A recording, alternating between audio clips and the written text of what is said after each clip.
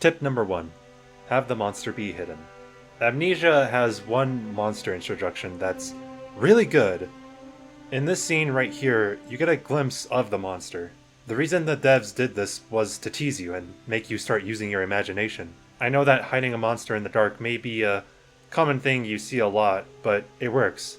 Like H.P. Lovecraft said, the oldest and strongest emotion of mankind is fear. And the oldest, strongest kind of fear is fear of the unknown. Deep down, you don't know what the monster looks like. That's what makes it so scary, and Amnesia does this a lot. There are moments where you even have to hide from the monster or not even look at it, which all results in the monster, of course, being scarier. Tip number 2. Have the enemy pop out of nowhere to test the player. Okay, what do I mean by this? Well, if you play survival horror games like Dino Crisis, the OG Resident Evil games, or whatever, these games have a thing called tank controls. If you want a basic idea of how tank controls work, basically turning the analog stick left and right actually turns your character, while up and down actually move your character forward and backwards.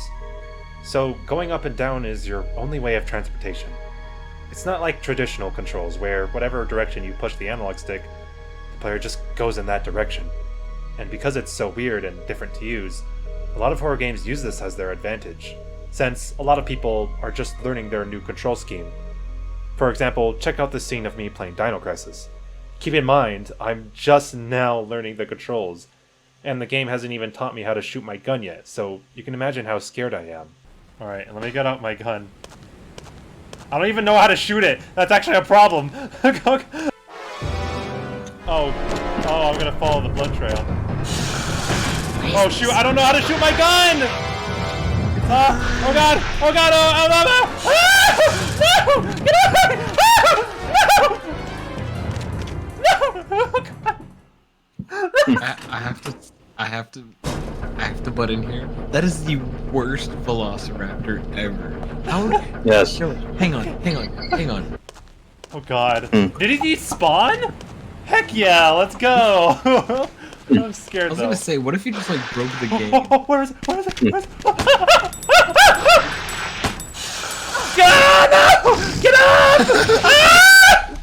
Get up! Oh god, run! You gotta get away! Oh no! Oh. Oh, there he is! Ah! No. It's locked. Oh, it's not. Okay, can I kill that thing?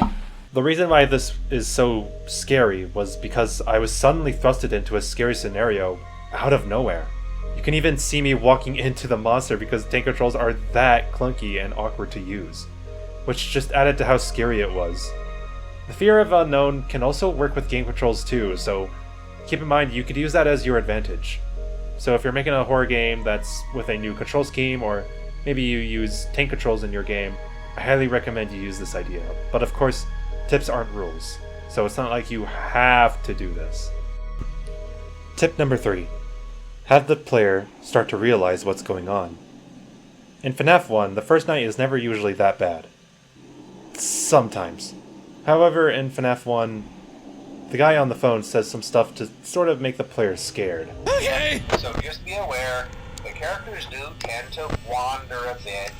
There's some kind of free roaming mode. They used to be allowed to walk around during the day too, but then there was the bite of 87. The bite? Yeah. What bite? It's amazing that the human body can live without the frontal lobe. Why? This is great, as it sort of hypes up the animatronics and helps the player use their imagination. Then, while all seems normal right now, something like this happens. I understand what I need to do. I need to watch the cams so that they don't come after me. What's missing? Oh, hi! There you are, pretty bunny thing. Okay. Now, FNAF 1 could also be used as a good example for tip number 2, since it's also completely different from most horror games as well, which can also be used to test the player. Although I like to use this for tip number 3 because the player slowly realizes how important not only their battery is, but also their surroundings. Then after they realize this, the player starts panicking more and more. I hear that? I hear that? Oh god! Where's the other one? Where is he? I'm gonna die. Ah, 1% power! Ah!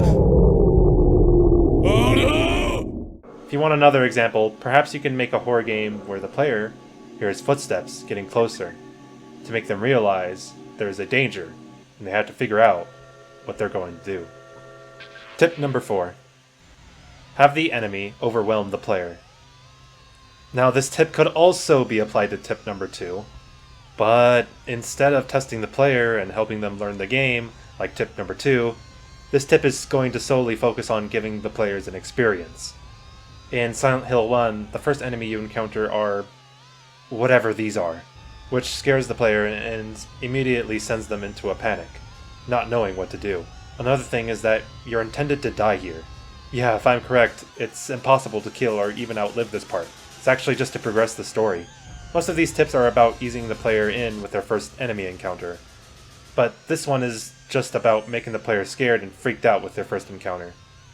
Maybe you can do this in a game where the player is locked in a room with a monster and can't get out. Or maybe even throw a jump scare and then result it with an inescapable enemy attacking you. Thank you guys so much for watching. Also keep in mind these tips are not rules. You don't have to use these for your horror game. Heck, some horror games might even be too unique to where they can't use any of these tips. But anyways, if you want to support me, wishlist my horror game Fate's Gamble. It would greatly help me out if you could. See you next time.